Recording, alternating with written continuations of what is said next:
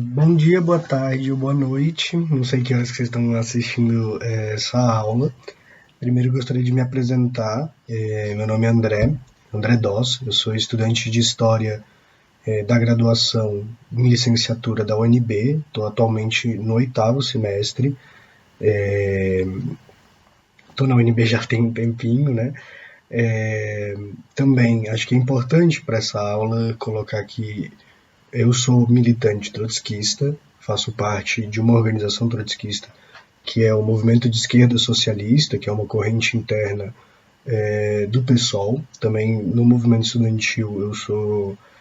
ligado ao Juntos, que é um coletivo de juventude. Acho que faz sentido eu estar falando isso até para vocês entenderem um pouco as filiações partidárias intelectuais que eu tenho, que me faz não ser isento nessa aula. Então eu sou um militante trotskista de uma corrente que segue o morenismo como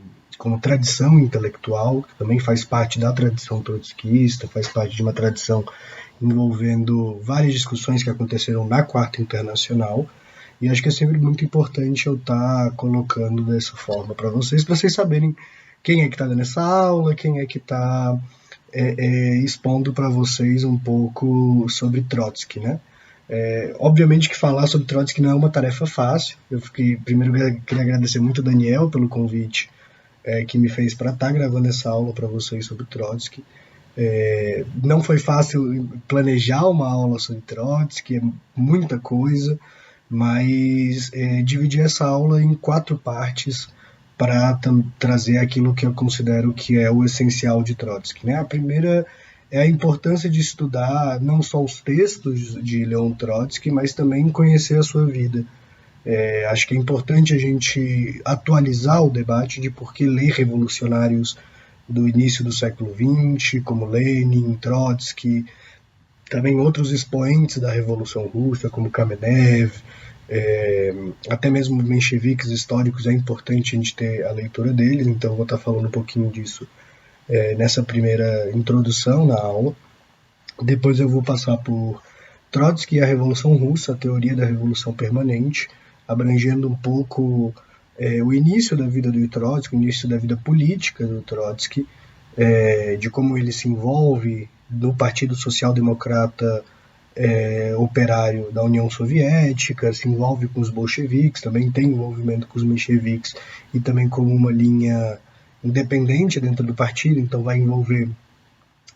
nessa parte um pouco o início da vida política de Trotsky, para depois passar para discutir mais precisamente a Revolução de 1905, de 1917 e o papel de Trotsky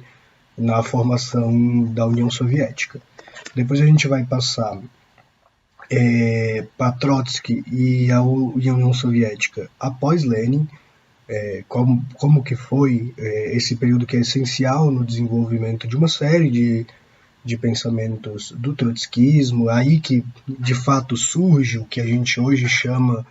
de trotskismo, que surge com a oposição de esquerda unificada para, de alguma forma, disputar o partido já comunista da União Soviética. E vamos estar falando um pouco mais especificamente de um livro que se chama A Revolução Traída, escrito por Trotsky após ele já não estar mais na União Soviética. E por fim a gente vai terminar a aula com o legado de Trotsky, a Quarta Internacional e o programa de transição. Ou seja, até para pegar um pouco o que o próprio Trotsky sempre colocou como o maior feito da sua vida, que foi o segundo maior feito, após ter contribuído com a Revolução de Outubro, foi o que ele coloca como a criação da Quarta Internacional e a manutenção do legado vivo do bolchevismo e do leninismo. Então vamos começar a aula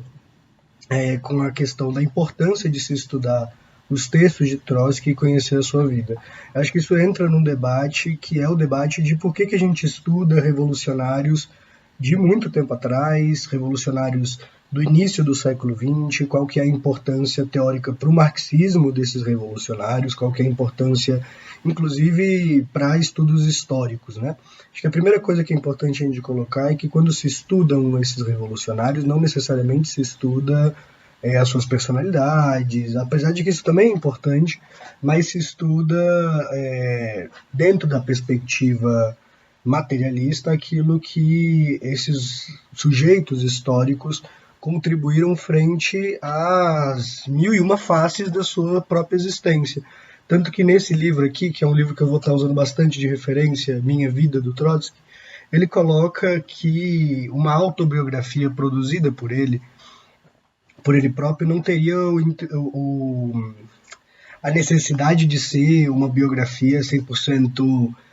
como ele colocou mesmo, 100% verídica, ou seja, que todos os fatos narrados por ele não possuíam nenhum aspecto de contradição com o que realmente aconteceu, mas que eles tinham a importância de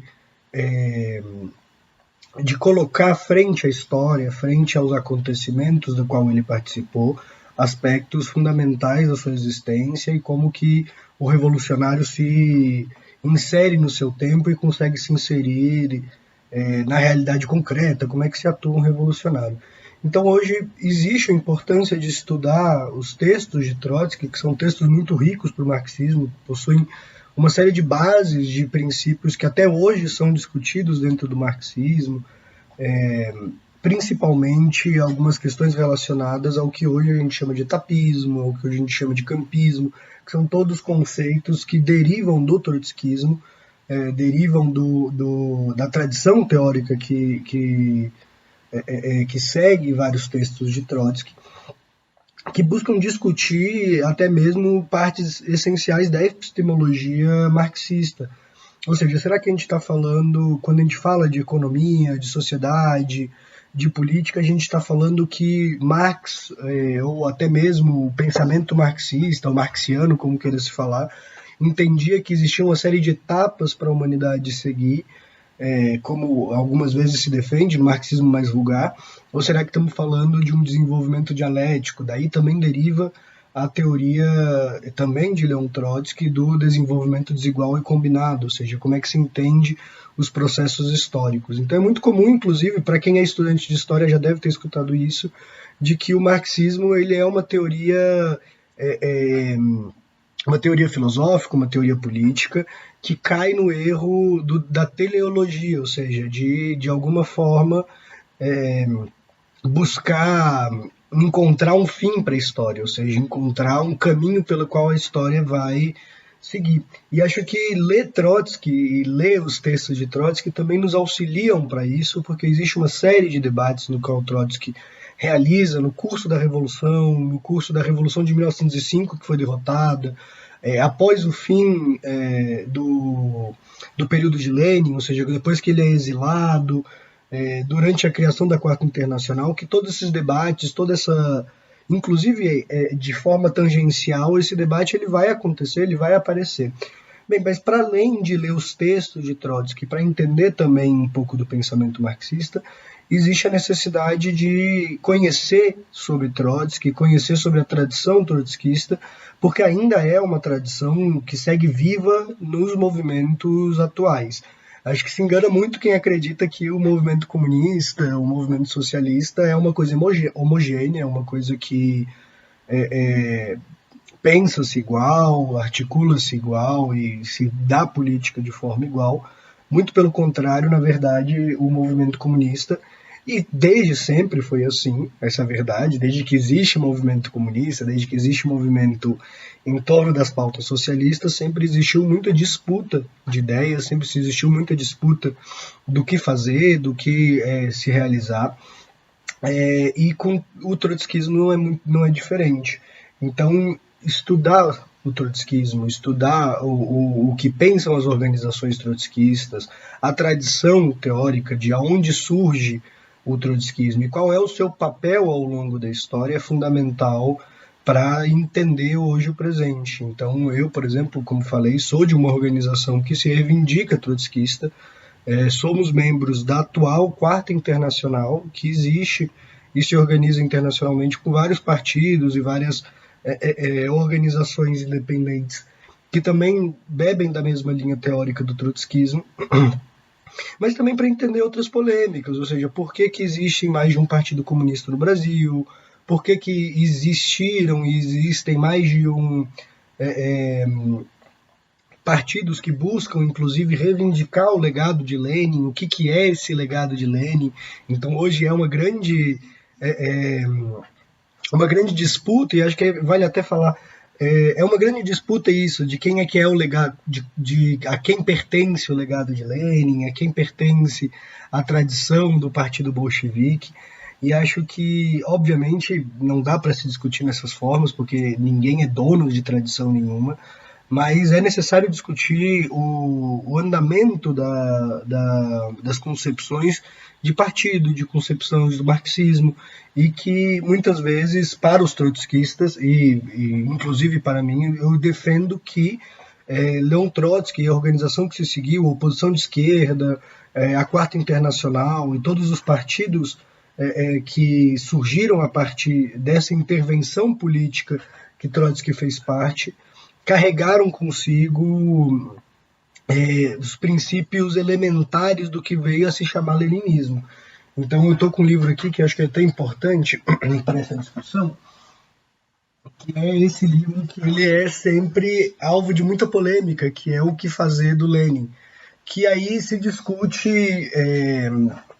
alguns rumos da Revolução, se discute principalmente os rumos do Partido Social Democrata, à época era chamado Partido Social Democrata dos Operários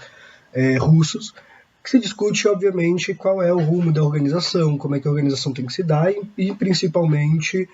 alguns aspectos fundamentais da organização marxista, que é o entendimento de que as revoluções elas não são, e isso é uma polêmica com Rosa Luxemburgo, uma polêmica na qual Lenin e Rosa chegaram a ter, sobre o caráter espontâneo das revoluções ou não. Então, existe um acordo grande entre Lenin e Trotsky de que não existiria a possibilidade das revoluções acontecerem sem a necessidade de um partido que organize não só a vanguarda, mas que organize também os movimentos. Então, inclusive com uma série de outros elementos, com elementos do centralismo democrático, que é uma teoria desenvolvida,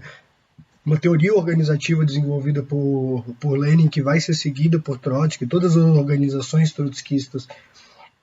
seguem esse princípio. E aí, por fim, para fechar essa última parte, não teria como não deixar de falar sobre a polêmica que ainda é instaurada hoje dentro do movimento comunista, que é a questão de Trotsky versus Stalin. Ou seja, uma discussão que a princípio aparece para alguém como uma preferência de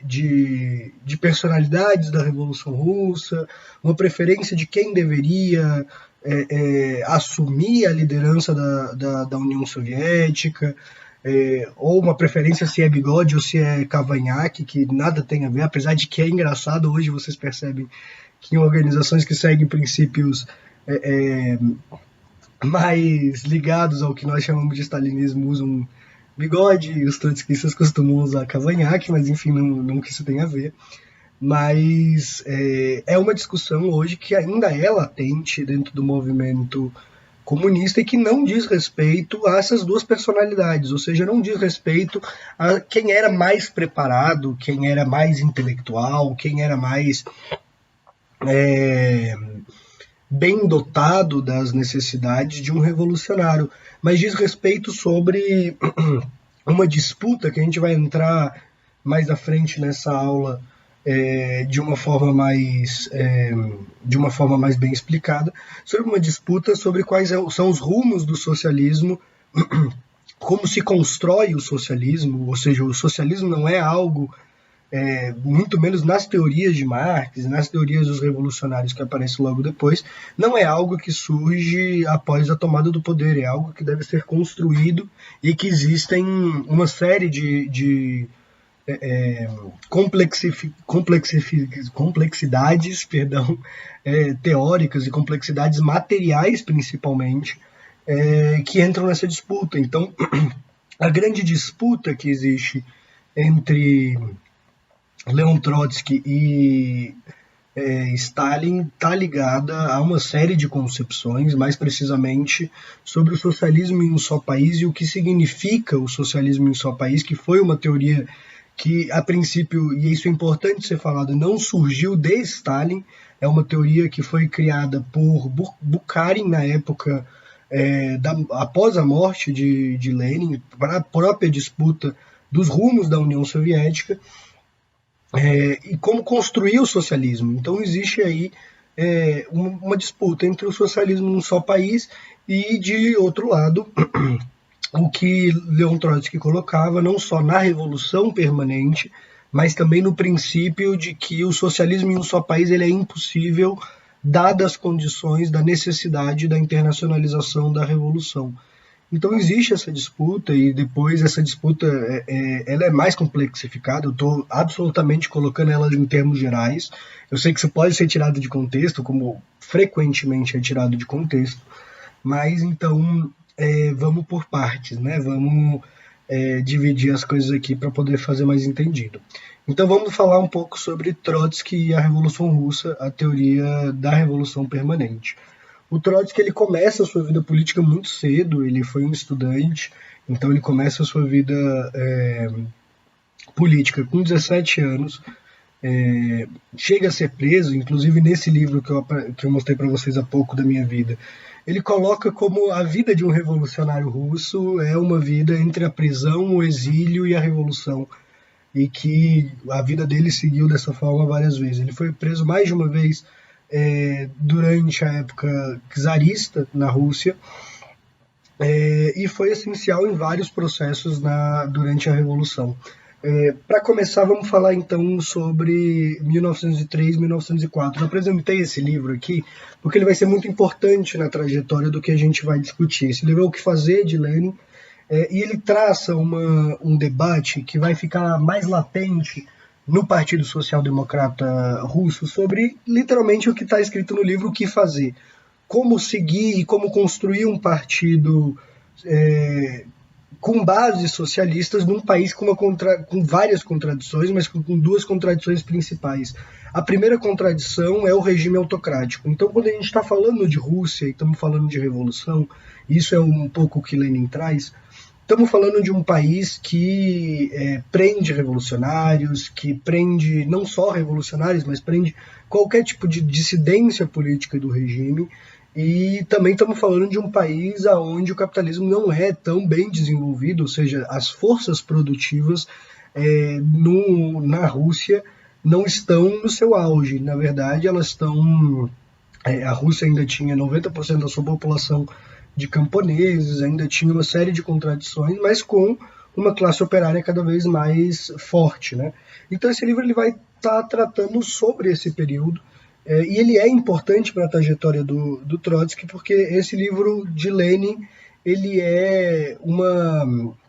diferenciação e expõe uma diferença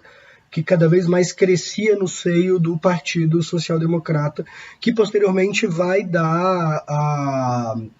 ao surgimento dos dois partidos, o menchevique e o bolchevique, que durante a história se unificaram, se separaram, mas que em 1903, 1904 e 1905 vão passar por uma grande cisão de entendimento de como deveria ser construído um partido. Então aqui surge, a partir desse livro do que fazer e a partir de outras polêmicas que Lenin passa a ter com dirigentes mencheviques, que surge a necessidade e surge a política do centralismo democrático. Para quem não sabe o que é centralismo democrático, para resumir de forma bem simples e bem fácil, e aí entra essa polêmica. Lenin enxergava que para defender os revolucionários, para poder garantir que existisse um corpo de revolucionários profissionais que atuassem, era necessário, de alguma forma, superar aquilo que ele colocava como um trabalho artesanal, um trabalho localizado, um trabalho extremamente exposto, um trabalho fácil de, inclusive, se prender às lideranças do movimento, para construir um partido mais de vanguarda e um partido de certa forma, centralizado, ou seja, com uma direção que seja capaz de organizar o trabalho, mesmo nas adversidades da prisão da sua militância, mas com um certo nível e com uma necessidade de democracia interna que possibilite esse partido também ter raízes naquilo que ele faz. Então, esse livro em especial, ele não fala tanto das raízes, dessa necessidade da democracia interna do partido, porque não era necessariamente essa a discussão, mas se trata muito sobre a necessidade de centralização do trabalho, nas necessidades de poder guiar um trabalho revolucionário, na construção de um partido e dos quadros revolucionários, ou seja, de militantes profissionais, e aí também entra a ideia do tribuno do povo, ou seja, aquele militante profissional mesmo, que apenas realiza a militância como a sua profissão, como a sua atuação cotidiana, que esse militante ele tem os respaldos de uma organização que pense toda a Rússia. Também é desse livro que surge a ideia de um jornal para toda a Rússia como um elemento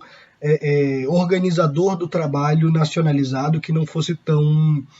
artesanal e local como era a defesa dos mencheviques. Bem, aí chega 1903, 1904, 1905, que são esse período, que acontece uma grande cisão de entendimento sobre como é que deveria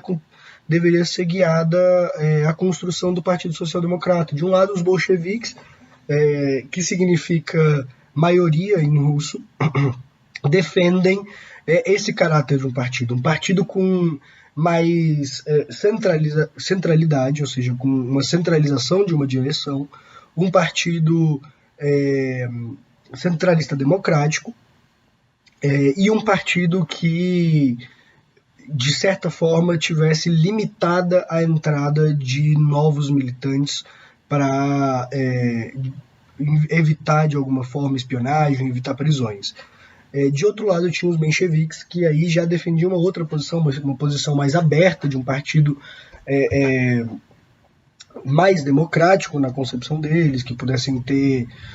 também, como eles colocavam, a liberdade de crítica, que também Lenin faz ótimas observações sobre o que é a liberdade de crítica que os mencheviques nessa época defendiam, e que defendiam a possibilidade de entrada no partido de forma mais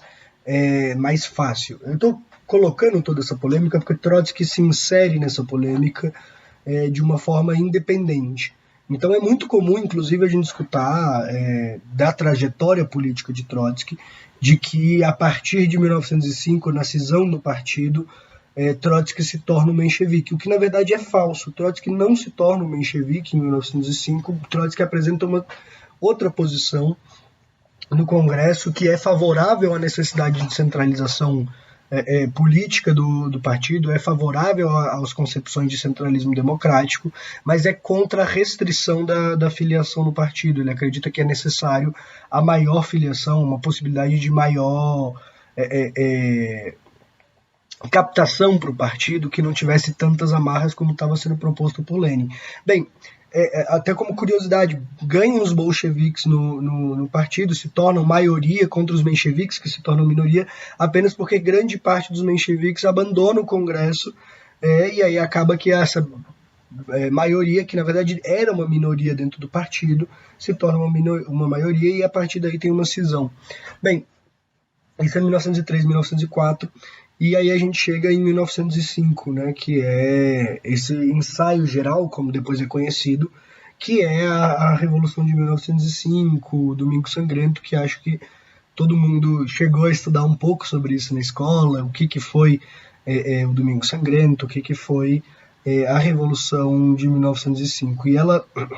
é um período muito rico para a história bolchevique, é um período muito rico para a história do marxismo, porque ela coloca uma série de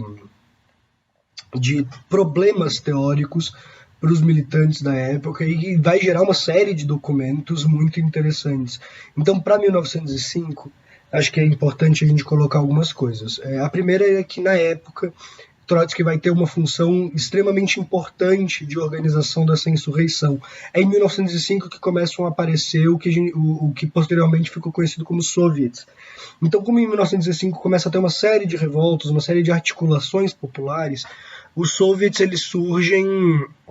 a partir dessa articulação entre as diferentes classes operárias, entre as diferentes classes de camponeses e de soldados que, frente a uma série de distúrbios na sociedade, frente a uma série de distúrbios que estavam acontecendo naquela época, começa a se organizar de forma independente nesses conselhos, ou seja, Soviet significa conselho. E surgem os soviets, e o mais forte é o Soviet de São Petersburgo, de Petrogrado na época, né?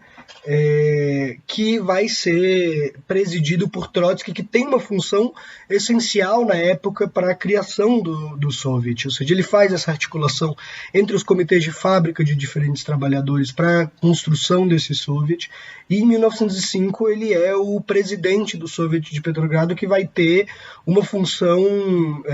fundamental durante a Revolução, apesar dela ter sido derrotada. A Revolução ela é derrotada, então existe, após a Revolução de 1905, uma série de balanços de por que ela foi derrotada, o que era essa Revolução, do que se tratava, e que até hoje são questões muito latentes. Então, me lembro muito, por exemplo, de estar discutindo isso com o professor Daniel, que é quais são os caráteres da Revolução, né? Para os marxistas sempre é muito importante buscar os caráteres dos acontecimentos, dos processos históricos, né? E a gente discutia se a Revolução Francesa era uma revolução burguesa, e em que sentido se fala de uma revolução burguesa. Bem, aqui em 1905 vai ter exatamente essa discussão entre bolcheviques e mencheviques, e a primeira posição que aparece dos bolcheviques é que se tratava de uma revolução democrático-burguesa, ou seja, uma revolução que pretendia, sim, a derrubada do czar, a derrubada do czarismo, mas sobre moldes burgueses, ou seja, para a possibilidade da construção de uma sociedade burguesa. E o que significa isso? Ou seja, não só politicamente, mas socialmente, ideologicamente, toda vez que se escuta o que significa uma revolução burguesa, o que significa um processo democrático burguês, para um marxista, ele está se falando de um processo mais amplo do que apenas um processo político, mas está se falando de um processo econômico, está se falando de um processo social, um processo ideológico, um processo, em última instância, totalizante. Ou seja, toda revolução se trata de um processo totalizante de ruptura completa com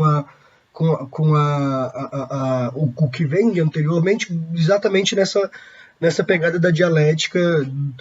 das teses contra as teses que formam, das teses e antíteses que formam uma nova tese. Ou seja, a revolução essa é uma nova tese que surge das contradições e dos movimentos da materialidade real. Então, para os bolcheviques, assim como para os mencheviques, se tratavam de uma revolução democrática burguesa, que tinha a intenção de, se não derrubar o czarismo, mas de possibilitar uma maior intervenção democrática na sociedade, seja por meio da criação de parlamento, seja por meio da criação de uma monarquia constitucional, a modos da Inglaterra, enfim, isso não necessariamente estava na discussão, mas se tratava de uma forma de conseguir colocar clivos democráticos no sentido da democracia burguesa, ou seja, de um Estado, da formação de um Estado burguês. E aí que aparecia as divergências. Para os bolcheviques, essa revolução democrática burguesa, apenas o proletariado poderia levar ela adiante. Apenas o proletariado teria força para levar ela adiante e apontar, assim que concluída a revolução, ou seja, assim que possibilitada a vitória da revolução, apontar desde logo na direção do socialismo. Para os mencheviques, se tratava de uma democracia burguesa, por isso o proletariado poderá limitar-se a apoiar a burguesia, sem assustá-la com o socialismo, pois isso poderia determinar o seu recuo. Esses não são necessariamente balanços, mas posições que são apresentadas durante a Revolução de 1905. Ou seja, para os bolcheviques, que na época também eram liderados por Lenin, apenas o proletariado na Rússia teria, de fato, a vontade e a necessidade e todas as outras possibilidades de levar a revolução adiante. A burguesia sozinha não tinha capacidade, apesar de ser uma revolução burguesa não tinha capacidade de levar essa revolução adiante sem o proletariado sendo, inclusive, papel essencial na revolução, na tomada do poder. E coloca-se essa questão que, desde logo que tomasse o poder, deveria se participar de um governo revolucionário para desde logo colocar a direção do socialismo, enquanto para os mencheviques o proletariado cumpria uma função essencial, mas ele não deveria assustar a massa burguesa, não deveria assustar, na verdade, a classe burguesa com o socialismo, ou seja, isso poderia determinar o recuo da revolução. Essa polêmica ela aparece no livro também de 1905 de Lenin, que se chama As Duas Táticas da Social-Democracia Russa, ou seja, que está discutindo exatamente essas duas táticas. E aí, posteriormente, aparece no livro de Trotsky, acho que para finalizar essa parte sobre 1905, que é o Balanços e Perspectivas da Revolução de 1905, que é um livro que é o primeiro ensaio sobre a Revolução Permanente. Então, o que o Trotsky coloca? Ele coloca um acordo fundamental com os bolcheviques, na época, já quebrando essa ideia de novo, que é sempre repetida, de que Trotsky era um menchevique até 1917. Pelo contrário, ele sempre atuou como uma parcela independente no partido. E depois vai aderir ao bolchevismo em 1917. Ele coloca um acordo fundamental de que, de fato, o proletariado seria a vanguarda da revolução e seria o único capaz de levar a revolução adiante. Mas acreditava que no andamento da revolução, ou seja, nas possibilidades da revolução, o proletariado, ao tomar o poder junto com a burguesia não iria levar adiante a revolução, ou seja, não iria levar adiante as conquistas revolucionárias democráticas, o que faria com que apenas o proletariado poderia completar a revolução e diretamente levar a uma possibilidade de construção do socialismo, porque a burguesia russa não estava interessada, nesse momento, numa abertura democrática. Então, se entende como uma revolução democrática burguesa, nos moldes do que significa a revolução democrática burguesa, mas com as contradições apresentadas pela burguesia e pelo proletariado. Trotsky coloca que o programa mínimo, ou seja, o programa mínimo democrático, ele obviamente, no andamento da revolução, ele se juntaria de forma categórica com a revolução sendo guiada pelo proletariado para a construção do socialismo, para a construção de uma revolução na qual o proletariado tomaria o poder independente da burguesia, ou seja, construindo uma revolução socialista. Então, a partir daí começa a surgir o que a gente chama hoje de revolução permanente, que é um entendimento que posteriormente vai dar no programa de transição, que essas linhas teóricas sobre o programa mínimo e o programa máximo. É muito comum escutar isso dos revolucionários, inclusive Rosa Luxemburgo, nesse livro aqui, Reforma ou Revolução, vai estar tratando sobre como os comunistas tratam essa questão do programa mínimo e programa máximo, ou seja, os programas de reformas seriam os programas mínimos, reforma salarial, a reforma do Estado para maior democracia, e o programa máximo, que é a revolução. Tanto Trotsky quanto Rosa Luxemburgo vão desenvolver a partir daí a necessidade de juntar os dois andamentos, que o programa mínimo e o programa máximo não poderiam andar separado. E mais precisamente na Rússia, para Trotsky, a revolução democrático-burguesa ela não daria condições necessariamente, como estava colocado para os bolcheviques, não daria necessariamente as condições para o avanço do socialismo, senão daria diretamente na construção de uma revolução socialista, ou seja, as contradições de quem seria a vanguarda da revolução democrático-burguesa seriam tão potentes, seriam tão latentes dentro da sociedade russa, que seria praticamente inevitável não ocorrer uma revolução do tipo socialista, que posteriormente é o que vai realmente acontecer em 1917. Então vamos diretamente para 1917 para terminar essa primeira parte sobre a Revolução de Outubro. Em 1917 a gente tem a primeira revolução, que é a Revolução de Fevereiro, que é liderada também pelos bolcheviques, mas também por uma outra série de partidos, como o menchevique, os socialistas revolucionários, que vão dar início ao governo provisório. É nessa época que cai o czarismo, ou seja, deixa de existir o czarismo no poder, e se constrói um governo provisório revolucionário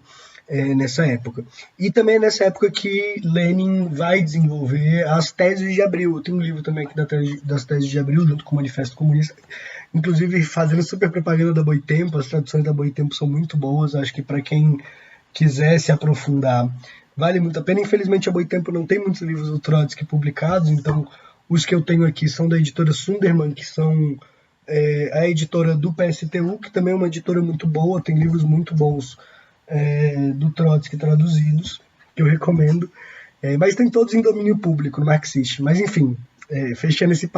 parêntese, né, que eu acabei abrindo aqui, em 1917, em abril, o Lenin vai soltar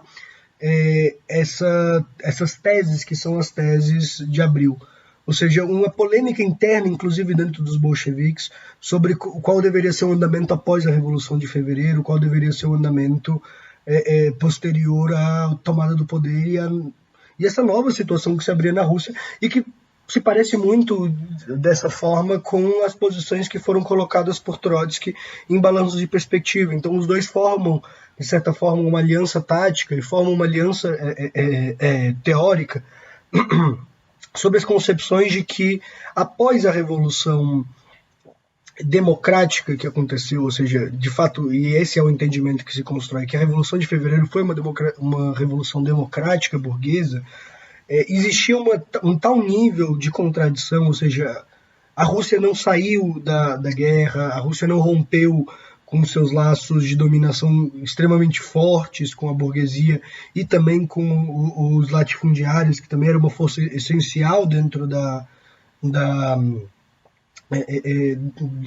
sociedade russa. Ou seja, todas essas contradições continuavam muito latentes no modelo de Estado e de organização revolucionária, que não colocava a possibilidade de tomada direta do poder pelos proletários. Então aí surge a discussão em torno do poder dual, ou seja, não poderia ser possível apenas tomar o poder do Estado tal como estava lá, era necessário a construção de um Estado de novo tipo. Então daí surge a palavra de ordem, todo poder aos soviets, também paz, pão e terra dos bolcheviques, e se confirma, de certa forma, nas teses de Abril, um entendimento teórico e tático, né, tático estratégico de Lenin e Trotsky, no entendimento de que a Revolução de Fevereiro deveria se caminhar para uma revolução de tipo socialista, que de fato vai acontecer em outubro. Tanto Lenin quanto Trotsky têm, durante toda a Revolução, um papel fundamental. Se eu não me engano, Trotsky também nessa época, se não Trotsky, Kamenev eram presidentes do Soviet de Petrogrado, que é por ali que acontece. Inclusive esse livro aqui é muito bom. Todo mundo leia esse livro, porque além de ser um livro muito lindo, muito bonito de se ler, é o 10 Dias que Abalaram o Mundo, de John Reed, que, inclusive, fazendo um parênteses, né, sobre John Reed. John Reed, ele é um jornalista norte-americano, que é o único jornalista norte-americano, o único estrangeiro que está enterrado nos jardins do Kremlin após a Revolução de Outubro, né? Bem, aqui ele até narra um episódio que eu acho que é interessante, que é o episódio no qual, durante a tomada do poder, que é o aniversário do Lenin, se eu não me engano, chega uma hora que Lenin e Trotsky estão tão exaustos que eles se deitam no palácio de onde era sediado o Soviet de Petrogrado e descansam até chegar as notícias de que tinha dado certo a insurreição armada que tomou o poder em Petrogrado, né? A partir de 1917, o Trotsky ele vai assumir um papel importantíssimo na construção da União Soviética, do que posteriormente seria a União Soviética. Ele se torna comissariado do povo, que era uma forma de organização do Estado que tinha surgido ali. Ele se tornou comissariado do povo para relações internacionais, e vai fazer a paz entre a Rússia, né, a União Soviética, e a Alemanha, ou seja, que era uma reivindicação imediata, ou seja, construir a paz mediante a Revolução. Então ele faz as negociações para resolver essa questão da paz, uma série de perdas territoriais. Ele posteriormente é criticado por esse acordo de paz, mas de que inclusive Lenin colocava que era fundamental o acordo de paz, que sem o acordo de paz seria impossível levar adiante a revolução. E posteriormente ao acordo de paz a gente vai ter a invasão da União Soviética, que hoje é chamada de guerra civil, na época também era chamada de guerra civil, mas para além de uma guerra civil é quase que uma guerra internacional, porque são se não me engano, mais de 21 nações que vão apoiar o Exército Branco contra o Exército Vermelho. E durante essa época o Trotsky vai ter um papel fundamental na construção do Exército Vermelho, ou seja, Trotsky passa a rodar o país inteiro, e essa é uma época que ele passa 4 anos rodando o país inteiro num trem blindado, organizando e construindo as frentes de batalha do Exército Vermelho, se tornando o principal organizador do Exército Vermelho como ele é. Inclusive, o Exército Vermelho ele teve a capacidade de ganhar a Revolução, teve a capacidade de ganhar a guerra muito pelas táticas desenvolvidas pelo Trotsky e por algumas movimentações. O Trotsky ele é responsável por, durante a formação do Exército Vermelho, trazer todos os generais, os oficiais que antes eram oficiais do czarismo para dentro do Exército Vermelho. E isso é uma coisa que inclusive sempre gera muita polêmica, mas o Trotsky levou esses oficiais do czarismo para dentro do Exército Vermelho. Mas além de ter sido fundamental essa experiência para a vitória do Exército Vermelho, ou seja, para a sobrevivência da Revolução, é sempre uma questão para o socialismo. Então, para quem conhece um pouco da Revolução Cubana, sabe que um dos principais desafios imediatos da Revolução Cubana foi a falta de técnicos, a falta de experiência técnica em diversos assuntos, a falta de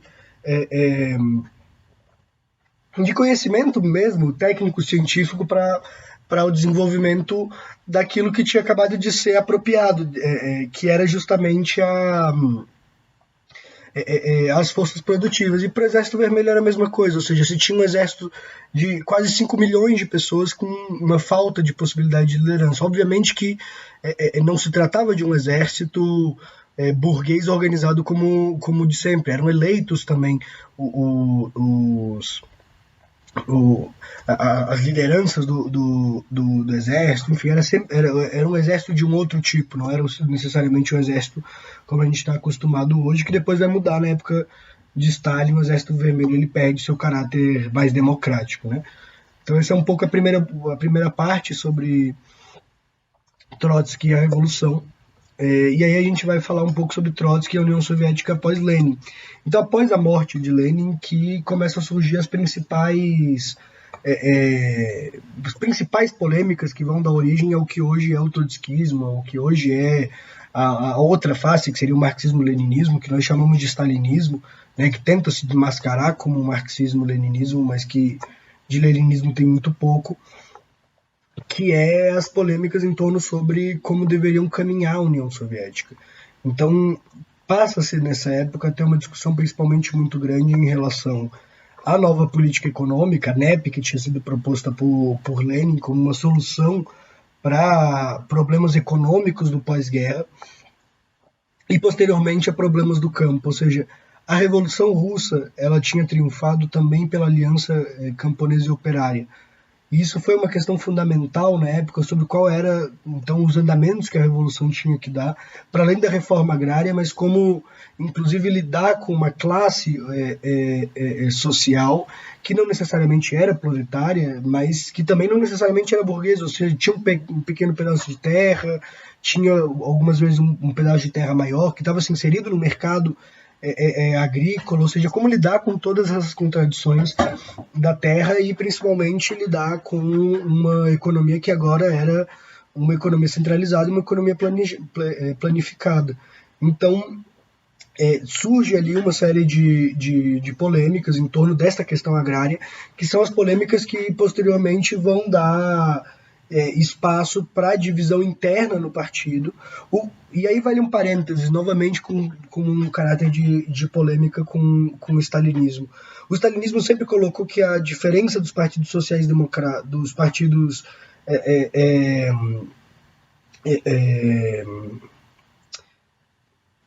centralistas democráticos, perdão, deu um branco aqui. A diferença dos partidos centralistas democráticos para os outros é que era dentro do centralismo democrático não existe correntes, e isso não é verdade. A verdade é que as correntes, as frações internas dentro do partido, elas são proibidas durante a guerra civil na Rússia por uma preocupação que foi exposta por Lenin e aprovada dentro do partido por conta da possibilidade de divisão interna do partido durante um período fundamental que necessitava uma centralização ainda maior do partido, uma centralização ainda maior para enfrentar a guerra. Mas bem, aí é uma polêmica, porque nunca foi proibida as frações até aquele momento dentro do partido bolchevique, inclusive sempre se atuou de várias formas como frações, todos os revolucionários históricos atuavam, não em frações organizadas, mas atuavam em cada congresso apresentando polêmicas e apresentando diferentes posições a todo momento e com grupos diferenciados. Então, em 1924, depois da morte de Lenin, começa a se organizar duas frações distintas. De um lado, Bukharin e Stalin, que na época da Guerra Civil se torna secretário geral do Partido Bolchevique, que depois ia se tornar Partido Comunista. Bukharin, Stalin, Kamenev e Zinoviev vão formar o que depois a gente fica conhecido como Troika, ou seja, um governo de três que vai liderar a União Soviética. E de outro lado, a oposição de esquerda, que é fundada por Trotsky e outros revolucionários, como Plekhanov, que vão estar colocando um pouco essas divergências, principalmente no campo econômico. Ou seja, as grandes divergências que estavam sendo apresentadas ali era sobre o que fazer com os camponeses. Então, de um lado, você tinha a política de Bukharin, que se resume a uma frase que é camponeses enriquecei-vos, que foi uma política de enriquecimento dos camponeses no campo, a partir da propriedade privada do campo, a partir do incentivo no campo para a produção privada, para a produção nos moldes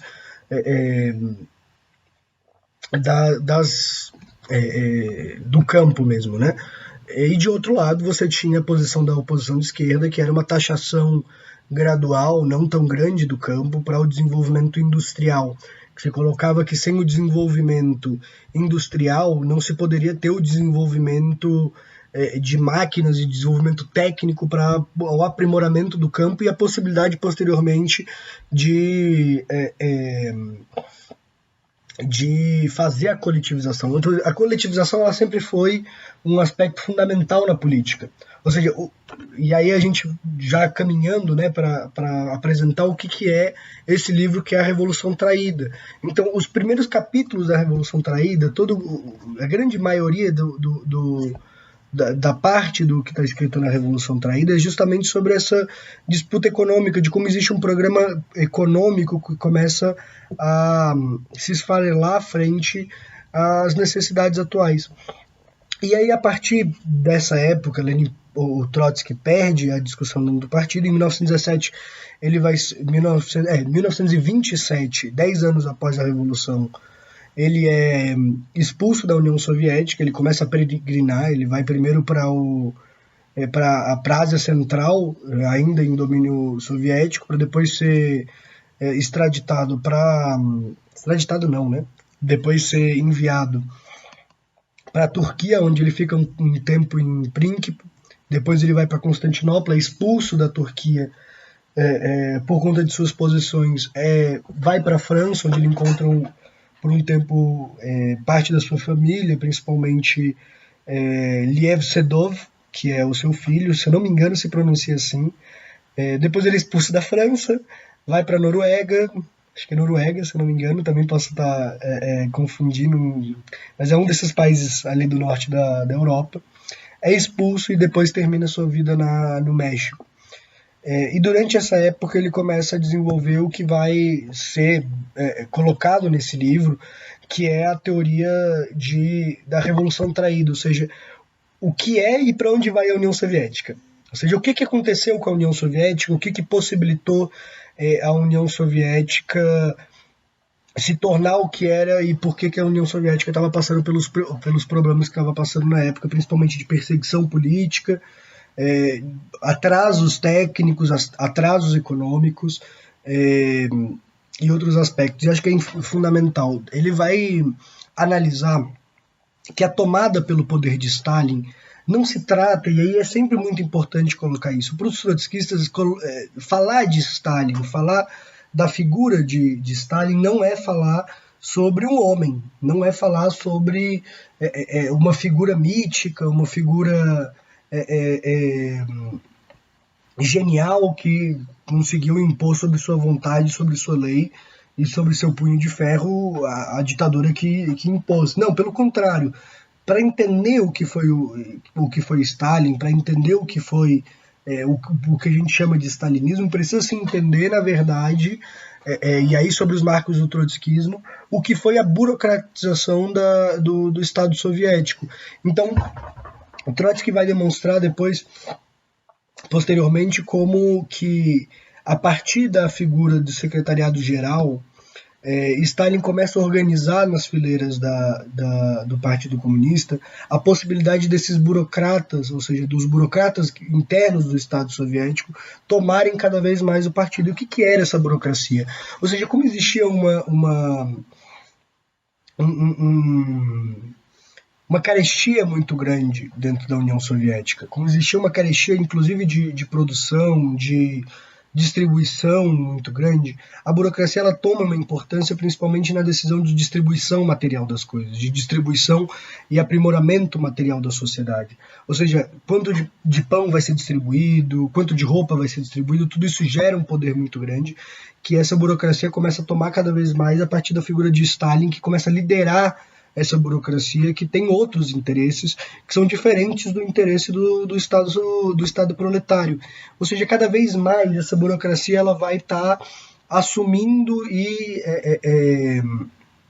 levando adiante políticas que não necessariamente são políticas do interesse do proletariado. Ou seja, como a gente estava falando, o socialismo ele primeiro se constrói, mas ele é uma fase transitória da concepção comunista de como organizar uma sociedade sem classes. A partir do momento que a burocracia começa a tomar o poder na União Soviética, a partir do momento que a burocracia começa a tomar o poder dentro do Partido Comunista da União Soviética, ela começa a desenvolver uma outra forma de organização do partido, e uma outra forma de organização interna do Estado soviético. Então, os seus interesses, que é um interesse de manutenção da sua casta, ou seja, não necessariamente surge uma nova classe dentro da União Soviética, mas surge uma casta dentro do Estado soviético, que é uma casta que precisa garantir a sua própria existência, garantir os seus próprios privilégios e garantir a sua necessidade frente à sociedade soviética. E como que se faz para garantir a sua necessidade? Se faz a partir de um desenvolvimento geopolítico e um desenvolvimento da sociedade que não possa substituir essa burocracia por um Estado de novo tipo ou por uma substituição completa do Estado. Então é garantir a existência do Estado ad eterno para a existência da burocracia. E aí, a partir dessa burocracia que surge a teoria do socialismo num só país, porque, obviamente, o socialismo se desenvolvendo, isso na concepção marxista, se desenvolvendo em outras partes do mundo, se desenvolvendo principalmente nos países centrais do capitalismo, se possibilita o desenvolvimento das forças produtivas a ponto de não necessitar da divisão de classes, não se necessitar, historicamente, da divisão produtiva, se possibilitar maior socialização, inclusive, do poder e, posteriormente, avançar numa sociedade sem Estado, que seria o comunismo, uma sociedade sem necessidade da centralização estatal. Então, a burocracia ela começa a desenvolver teorias como essa teoria do socialismo num só país, começa a atuar internamente na Terceira Internacional para esses motivos, e começa a atuar de forma o tempo todo vacilante, como vai colocar Trotsky, vacilante e dúbia em muitas ocasiões. Então aparece no campo essa teoria e essa posição do camponeses enriquecei-vos, do incentivo à produção, do incentivo à entrada no mercado desses camponeses, que é uma política obviamente contraditória com aspectos do socialismo, que hoje em dia é colocado como se Trotsky tivesse sido contra a NEP. Pelo contrário, Trotsky não foi contra a NEP, apoiou a NEP, mas se tratava de um período posterior à guerra e posterior às necessidades, inclusive, da NEP. Então, como substituir a NEP, como desenvolver a possibilidade das forças produtivas na União Soviética. Bem, após essa política de Bukharin e de Stalin de camponeses enriquecei-vos, você vai ter um problema enorme na União Soviética, que é o problema dos kulaks, que são os camponeses ricos, que começa a ter uma pressão imensa no Estado soviético, uma pressão para a restauração capitalista, uma restauração de uma economia de mercado que possibilite maior desenvolvimento do capitalismo. E aí que tem uma virada completa na política da burocracia, que é a política da coletivização forçada, da coletivização em massa forçada, que vai gerar todos os desastres econômicos que aconteceram. Bem, essa é a primeira diferença que acontece. Outra que são as diferenças no andamento da política, no andamento de como que é essa burocracia que não tem um comprometimento com o desenvolvimento do socialismo, não tem um comprometimento com o desenvolvimento das forças produtivas a moldes socialistas, vai estar sempre tratando da política econômica de forma muito vacilante. Mas Trotsky coloca que, apesar de acontecer uma degeneração do Estado soviético, ou seja, do Estado operário, ou seja, é tomado o Estado por essa casta burocrática que tem outros interesses que não necessariamente o interesse da classe operária, ou seja, o interesse de construir uma sociedade internacional sem opressão. Ele vai colocar que, apesar da degeneração do Estado operário, isso não significa que há uma degeneração da revolução em si, ou seja, a União Soviética não deixa de ser um país, não deixa de ser uma revolução com ganhos importantes dos trabalhadores que deveriam ser defendidos, ou seja, a expropriação da propriedade privada era necessária e foi mantida pela casta burocrática, ou seja, a casta burocrática, apesar de ser um elemento da contra-revolução interna na União Soviética, ela não tem força diretamente para destruir os principais ganhos da revolução, que são os principais ganhos do proletário na União Soviética. Então não tem força para abolir a propriedade estatal dos meios de produção, não tem força para abolir de imediato ganhos dos trabalhadores, que faz inclusive com que essa possibilidade de desenvolvimento de uma economia centralizada fosse possível, ou seja, a União Soviética caminhou em grandes passos e conseguiu grandes avanços econômicos, não porque existia uma direção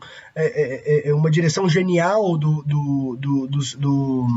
da União Soviética, pelo contrário, mas pelos seus próprios avanços conquistados na Revolução de 1917, ou seja, a centralização e a expropriação do capital privado para mãos estatais foi o que possibilitou a União Soviética fazer o salto econômico que teve, apesar da sua direção burocrática, que muitas vezes faziam políticas econômicas completamente contraditórias. E aí vamos para o campo internacional, porque para o campo internacional a burocracia ela também começa a desenvolver políticas extremamente contraditórias e o que vai dar depois, posteriormente, no marxismo extremamente vulgar e no marxismo etapista. Então, nessa lógica das etapas de construção do socialismo, primeiro se constrói o Estado socialista, o socialismo num só país, para só depois pensar numa revolução mundial, que é uma contradição com a dialética, ou seja, que em última instância mascara a necessidade de se autossustentar no poder. A gente vai ter, num plano internacional, a mesma coisa. Então, se começa a desenvolver o que vai ser posteriormente essa ideia de que os partidos comunistas, principalmente de terceiro mundo, precisam primeiro desenvolver o capitalismo em seus países, precisam primeiro desenvolver as forças produtivas do capitalismo, para depois falar sobre revolução socialista. E olha, para quem estiver prestando atenção na aula, vai lembrar que isso justamente é a posição menchevique, é a posição da revolução burguesa democrática, é a posição de que não se deve assustar a burguesia com o socialismo para poder se construir as condições para o socialismo, para depois se construir as condições para a revolução socialista, que é uma contradição com a própria revolução soviética, que é uma contradição com os próprios marcos do leninismo, com os próprios marcos do que foi a Revolução de Outubro. Então, quando a gente fala que existe uma disputa em torno do que foi o leninismo e de por que não se dá para chamar o marxismo-leninismo que bebe em Stalin, que Stalin diz defender, não dá para chamar de leninismo porque é uma contradição inerente com o leninismo, é uma contradição inerente com o que foi construído na Revolução de 1917. Bem, aí a gente tem uma série de exemplos. Na China, a partir da década de 20, a Terceira Internacional, que começa já a ser comandada pela burocracia do Kremlin, começa a defender que o Partido Comunista se dilua internamente no Kuomintang, que é o partido nacionalista, que é o mesmo que depois faz uma série de massacres aos comunistas, que tenta prender e criminalizar o Mao Tse-tung. Inclusive Chiang Kai-shek, que é o líder do Kuomintang, que depois vai dar origem aos problemas que existem hoje entre a China continental e a Xangai, agora eu esqueci o nome. Enfim, gente, vocês sabem. Vai colocar Chiang Kai-shek, que era o líder do Kuomintang, como presidente de honra da Terceira Internacional. A gente vai ter as posições mais bizarras possíveis para se derrotar e se lidar com o nazismo e com o fascismo. Ou seja, quando começa a surgir o nazismo na Alemanha, isso após a derrota dos comunistas na Revolução, que foi tentada, e foi uma revolução muito esperada por todos os bolcheviques, mas que foi derrotada na Alemanha, a gente vai ter cada vez mais o surgimento do nazismo após o fascismo já ter ganhado na Itália, e começa uma posição da Terceira Internacional de criminalização da social-democracia. Bem, a gente tem uma divisão histórica, desde 1912, 1914, da social-democracia alemã e dos comunistas alemães, que vai levar à morte de Karl Liebknecht e Rosa Luxemburgo por parte da social-democracia, mas naquela época do surgimento do nazismo começa a aparecer continuar uma posição de divisionismo do Partido Comunista, ou seja, não se podia fazer aliança com ninguém, ou seja, não podia fazer aliança com a social-democracia, não podia fazer aliança com a burguesia, era necessário derrotar a burguesia, os nazistas e os inimigos transvestidos de vermelho, que seriam os sociais-democratas. E bem, o Trotsky, analisando essa contradição, e ele escreve um livro, se eu não me engano, se chama A Luta de Classes na Alemanha, algo por aí, Eu posso colocar depois aqui nos comentários, não sei como é que vai ser, mas eu posso colocar como uma bibliografia complementar as posições de Trotsky, que é a posição é, é,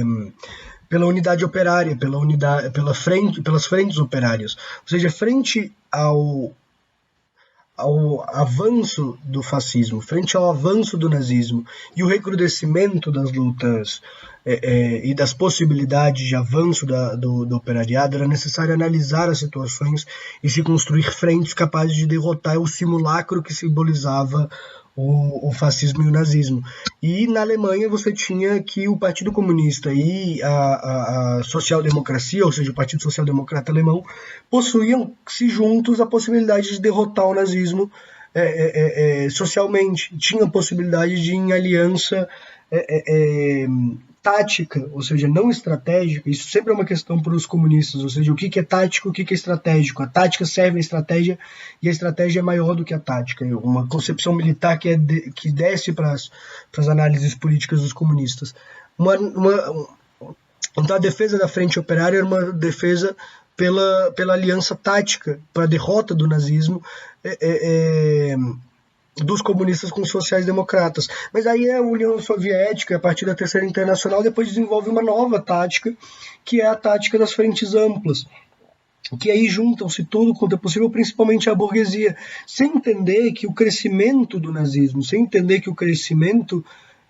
do fascismo, principalmente nas classes populares, se dava justamente por um enraizamento de uma crítica antissistêmica também, da qual os comunistas não conseguiam apresentar. Bem, para dar um último exemplo, é o caso espanhol. No caso espanhol, você tem uma revolução que começa por conta de uma possibilidade de manutenção da República Espanhola, que tem 3 eixos fundamentais na luta entre os republicanos, que é a CNT, ou seja, o Conselho Nacional dos Trabalhadores, que são os anarcossindicalistas, que são maioria nesse momento, o Partido Comunista Espanhol e o POUM, o Partido Operário de Unificação Marxista, que é o partido trotskista que surge nessa época na Espanha. Bem, lutavam todos juntos até determinado momento que a União Soviética decide que é necessário fazer um grande expurgo dentro das frentes republicanas para de fato ganhar a guerra. Então Barcelona, que era uma sede vital da Revolução, que era uma sede vital dos republicanos, assiste um verdadeiro campo de batalha entre comunistas e anarquistas. Diversos trotskistas na época são presos, em especial André Nin, que é torturado e assassinado nessa coisa da burocracia cada vez mais e vacilando em posições, e vacilando em concepções. Bem, tudo isso, esses exemplos específicos não estão no livro A Revolução Traída, mas colocam essa essência do que é a burocracia, o que é esse combate que Trotsky começa a fazer em torno da burocracia soviética. Por que se combateu a burocracia soviética? Não se tratava, como diz a propaganda stalinista, como diz a propaganda soviética da época, de buscar acabar com a Revolução, acabar com a União Soviética. Pelo contrário, existem inclusive textos geniais de Trotsky, como Em Defesa do Marxismo, que defendem, na verdade, que a União Soviética deve ser defendida contra os ataques dos imperialistas, e que, na verdade, a política a se desenvolver é que a burocracia, e esses são os termos gerais do livro, a burocracia soviética instaura dentro do poder do Estado soviético, do Estado socialista, uma degeneração de uma casta que busca o privilégio e a manutenção dos seus privilégios dentro do Estado. E que o desenvolvimento dessas contradições, e principalmente o desenvolvimento das contradições a nível internacional, ou seja, o freio à revolução internacional colocado por essa burocracia, e aqui eu poderia ficar dando milhões de exemplos. A Revolução Chinesa acontece independente da União Soviética, a revolução em diversos países da África acontecem independente da União Soviética. A gente tem um desenvolvimento dos partidos comunistas na América Latina que fazem com que eles fiquem cada vez menores frente à possibilidade que eles poderiam ter. A gente tem o desarmamento massivo de partisãs, principalmente partisãs gregos após a Segunda Guerra Mundial. Ou seja, a gente tem uma série de políticas que fazem com que a revolução comandada, ou seja, a crise de direção internacional, quando é comandada pela burocracia, faz com que o avanço da Revolução Mundial fique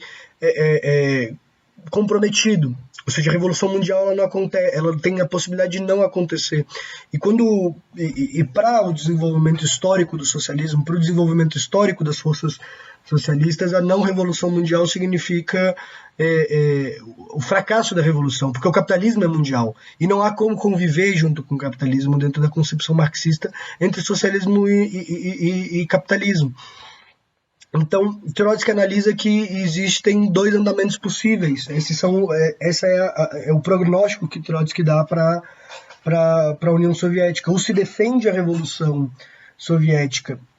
os ganhos dos operários, os ganhos da apropriação capitalista, da socialização dos meios de produção, a partir de uma revolução política dentro da União Soviética que possibilite a retomada do poder do Estado na mão do operariado, fazendo uma série de mudanças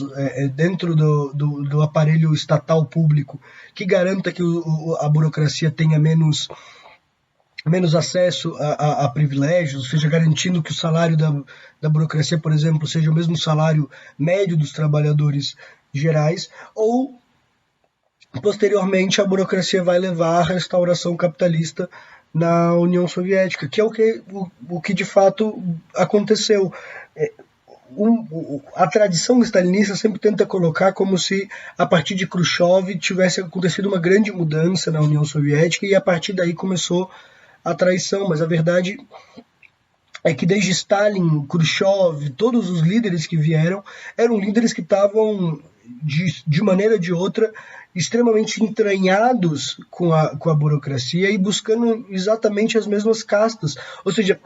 fazer análise do andamento da União Soviética não pode ser uma análise de personalidades. Não dá para você analisar e pensar, bem, Khrushchev, a partir do momento que Khrushchev assume o poder, Khrushchev passa a desempenhar um papel capitulador. Bem, se pode analisar as posições de Khrushchev, se pode analisar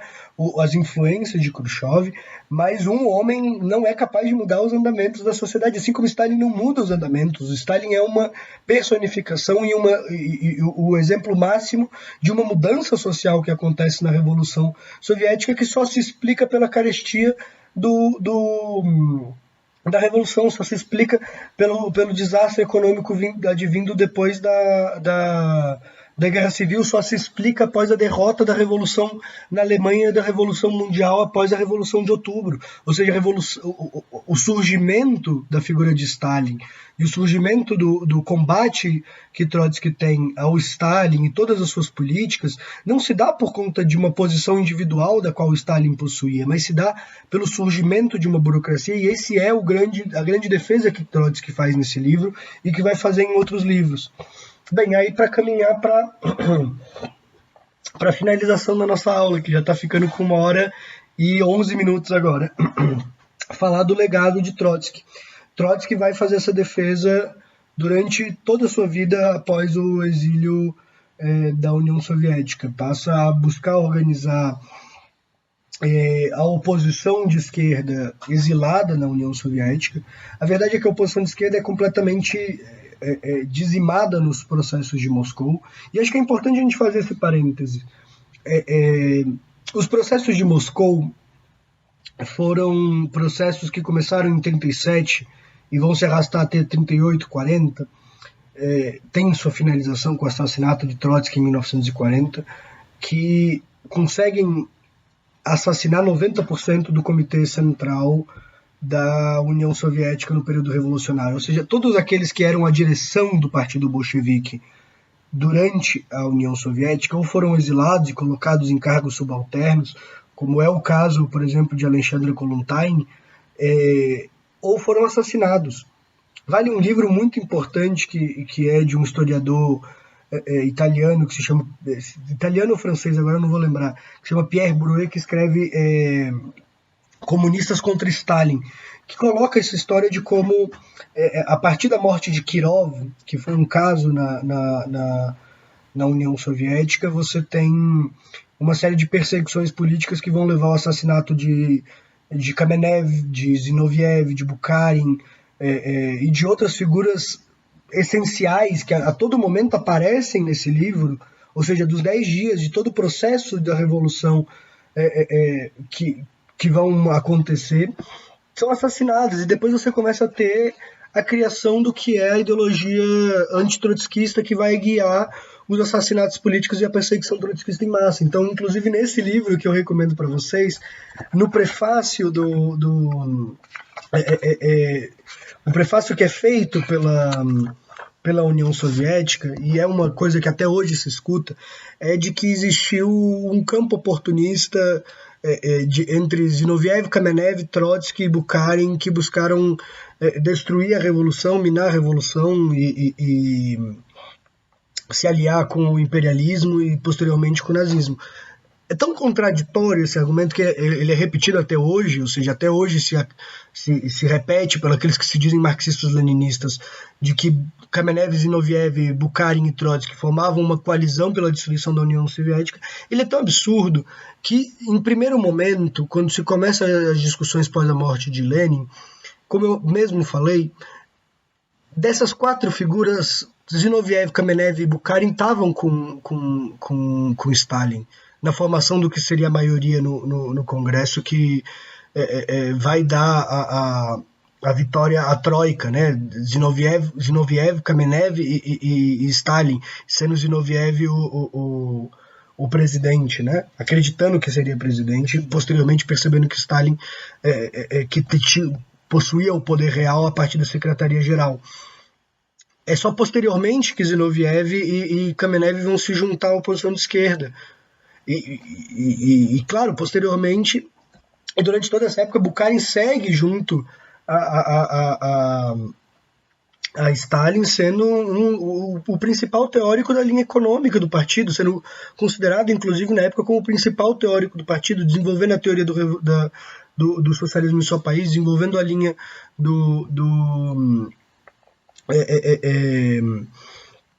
a linha de entendimento do que deveria ser feito na questão agrária, enfim. É uma contradição tão grande, e nessa época são assassinados todos esses líderes revolucionários que aparecem, porque existe uma necessidade da burocracia se firmar como a contra-revolução, e de fato se acontece essa contra-revolução pelo assassinato desses revolucionários que são a velha guarda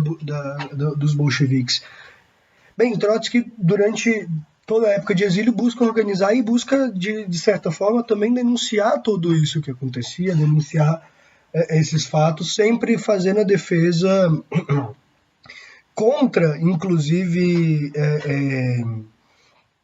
outros comunistas europeus que falavam que a União Soviética tinha se tornado um país imperialista, um país de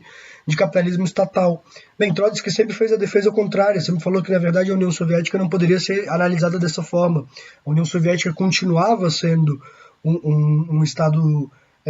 operário, continuava sendo um Estado com avanços operários, que deveria ser defendida a partir de uma revolução política que tirasse a burguesia do poder. Bem, é a partir de toda a capitulação que se tem no campo internacional que Trotsky vai desenvolver aquilo que para ele é um dos seus maiores legados após a Revolução, que é a Quarta Internacional. A Quarta Internacional era uma busca de reagrupar o movimento comunista nas bandeiras do bolchevismo, na bandeira do leninismo, por uma posição independente de classe, uma posição que inclusive denunciasse os elementos essenciais da Terceira Internacional e da capitulação histórica da burocracia. E nesse livro aqui, o Programa de Transição, você tem os elementos centrais do que está se colocando. E vamos finalizar a aula com isso. O Programa de Transição ele se fundamenta a partir de várias bases teóricas do trotskismo, que até hoje são muito importantes, que são duas delas: a revolução permanente, que é aquilo que a gente já tinha visto anteriormente, e a ideia do desenvolvimento desigual e combinado. Ou seja, diferente do que a burocracia estava analisando na época, não se tratava de desenvolver o capitalismo em zonas periféricas para posteriormente se desenvolver a revolução. Pelo contrário, o capitalismo a nível mundial, a nível global, se articula a partir de desigualdades estruturais. Ou seja, que é um pouco parecido com a teoria da dependência que aparece posteriormente, com a teoria de alguns países não alinhados. Ou seja, o capitalismo ele depende do subdesenvolvimento de zonas periféricas, de zonas desiguais ao central às posições centrais do capital, para inclusive ser o capital e ter o desenvolvimento do capital do qual ele possui. Então a teoria do desenvolvimento desigual e combinado colocava para os revolucionários mundiais, para os revolucionários internacionalistas, a missão de trabalhar entendendo que a revolução ou ela deveria ser internacional, ou ela deveria, obviamente não descaracterizando a necessidade de se entender as particularidades nacionais, mas deveria sempre mirar o entendimento de que para a derrota do capital era necessário uma aliança e isso é o que está exposto no programa de transição, que é uma aliança programática, estratégica e tática a todo momento dos programas mínimos com os programas máximos. Ou seja, se deveria desenvolver a todo momento programas de transição do capitalismo, programas de transição das fases atuais que estavam sendo postas, programas atuais de transição das crises das crises de direção mundial. A Quarta Internacional ela vai ter o papel de, segundo Trotsky, levar adiante todos os ensinamentos que tiveram a Revolução de Outubro, fazer a contrapartida da história oficial e da tradição oficial que surge com a burocracia e defender as posições históricas dos bolcheviques, defender a posição histórica dos leninistas, defender as posições históricas de um marxismo que não fosse um marxismo vulgar, um marxismo etapista, que entendia etapas do desenvolvimento capitalista, etapas do movimento comunista. Pelo contrário, deveria se defender a dialética nesses processos, na dialética dos processos históricos e na dialética das construções do movimento operário, ou seja, a aliança do programa mínimo com o programa máximo, a aliança do trabalhador com o campesinato, a necessidade da revolução internacional por meio de entendimentos dialéticos, da necessidade de fortalecimento das forças produtivas para o desenvolvimento do capitalismo. Tudo isso foi o grande legado que a Quarta Internacional deixou. Então, Trotsky funda a Quarta Internacional junto com outros delegados de outros países, numa situação completamente precária, ou seja, na época já existia perseguição de vários deles. Se eu não me engano, em 1938, todos os 4 filhos de Trotsky já haviam sido assassinados. Funda-se a Quarta Internacional em 1938 e 2 anos após ocorre a morte de Trotsky em Coyoacán, no México. Bem, aí para finalizar a aula, fazer um breve panorama, né? A gente percebe que é uma história muito rica de muitas coisas, tem muita coisa que a gente deixou de fora nessa aula. Os livros que eu trouxe aqui são livros fundamentais, mas tem outros livros muito importantes para entender o pensamento trotskista, para entender o que foi Trotsky, mas acho que, como um resumo geral, para a epistemologia trotskista é um grande combate ao marxismo vulgar, ao marxismo etapista, um marxismo mecanicista, inclusive. Então, é um marxismo que, por vias diversas, se derivou muito a um marxismo que na historiografia ganhou muita força durante o século XX. Foi um marxismo extremamente economicista, então que muitas vezes deixava de lado questões fundamentais, culturais, questões ideológicas fundamentais, questões materiais também fundamentais, que não se diziam apenas a macroeconomia, mas a microeconomia. Ou seja, tem todo um legado do que foi o stalinismo, da burocracia stalinista, que deixa ao marxismo aquela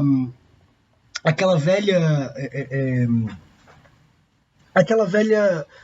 figuração do marxismo como um marxismo extremamente também, e aí sim,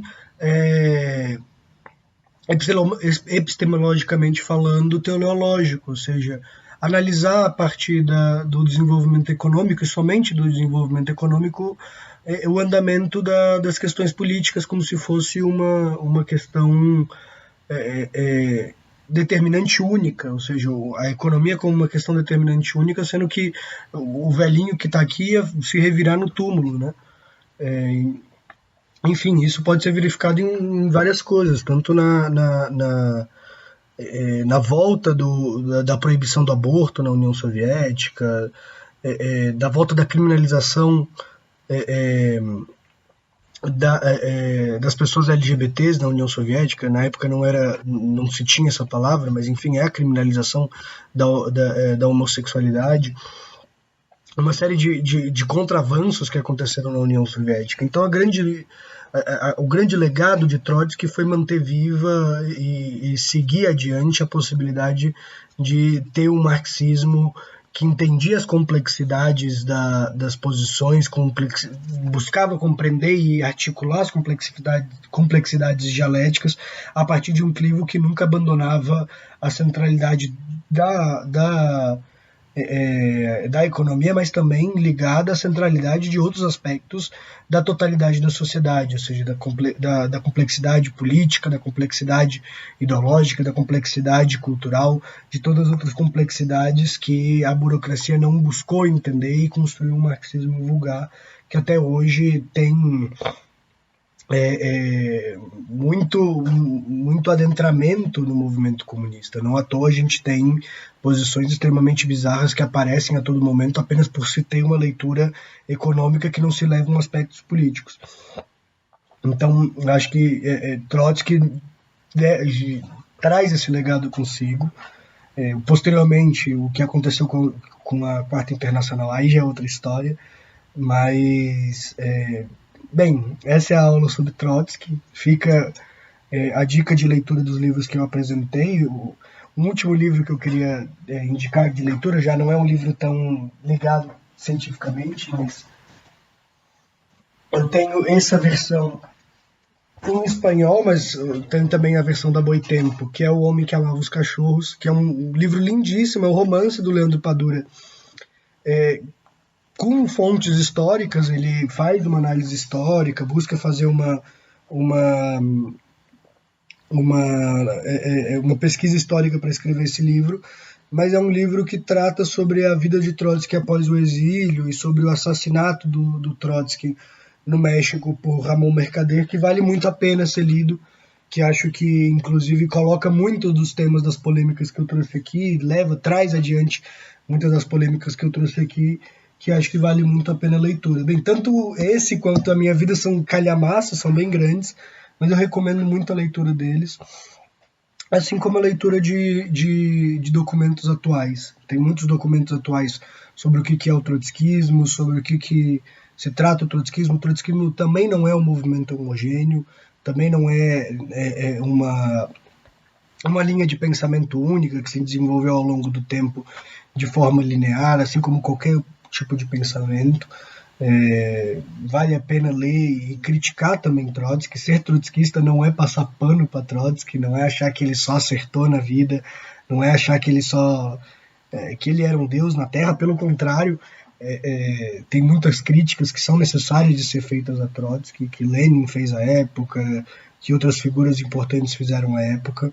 mas Trotsky simboliza e coloca a possibilidade de se pensar dialeticamente a partir de bases do marxismo. Bem, então, essa é a minha aula sobre Trotsky. Eu espero que vocês tenham gostado, espero que não tenha ficado muito confusa. Esse trotskista fica muito feliz de poder falar com vocês. Eu espero que vocês conheçam mais sobre Trotsky, busquem ler mais sobre Trotsky, leiam mais as fontes do marxismo, não necessariamente confiem só em manuais prontos, acabados, com frases muito curtas. O marxismo é, de alguma forma, uma teoria complicada, porque a gente está falando da superação, inclusive de uma forma de se pensar burguesa. Então o marxismo não é fácil, ele é um caminho também de superação epistemológica do que a burguesia nos oferece, mas isso não significa que ele é impossível, ele é necessário, ele é importante para o desenvolvimento de todos. Então leiam Marx, leiam Engels, leiam Lenin, leiam Trotsky, leiam os revolucionários da União Soviética, todos aqueles que fizeram a Revolução Russa, porque seus pensamentos e suas ações modificaram muita coisa e vale muito a pena sempre buscar se atualizar. Então, desse Trotskista, mando um abraço muito grande para todos vocês. Eu espero que vocês tenham gostado da aula. É uma honra muito grande de estar participando. Fico à disposição também. Quem quiser me procurar pelo Instagram, é só buscar o meu @André24. E é isso, pessoal. Muito obrigado. E é isso.